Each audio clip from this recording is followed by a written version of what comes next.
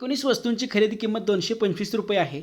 त्या वस्तू विकल्यानंतर एका व्यक्तीला 6 वस्तूंच्या विक्री किमती एवढा तोटा झाला, तर एका वस्तूची विक्री किंमत किती? तोटा बरोबर खरेदी किंमत वजा विक्री किंमत हे आपलं सूत्र आहे. एका माणसाने 19 वस्तू घेतलेल्या आहेत आणि त्या 19 वस्तू विकलेल्या आहेत, तेव्हा त्याला 6 वस्तूंच्या विक्री किमती एवढा तोटा झालेला आहे. हे गणित जसं आपण गणितात दिलेलं आहे तसं मांडून घेतलेलं आहे. बघा, 19 वस्तूंची खरेदी किंमत वजा 19 वस्तूंची विक्री किंमत बरोबर 6 वस्तूंच्या विक्री किमती एवढा तोटा.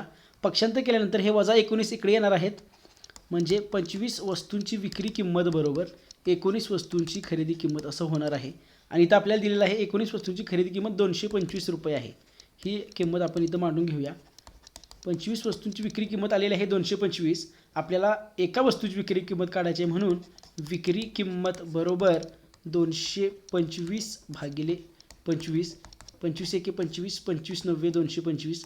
एका वस्तूची किंमत येणार आहे ₹9.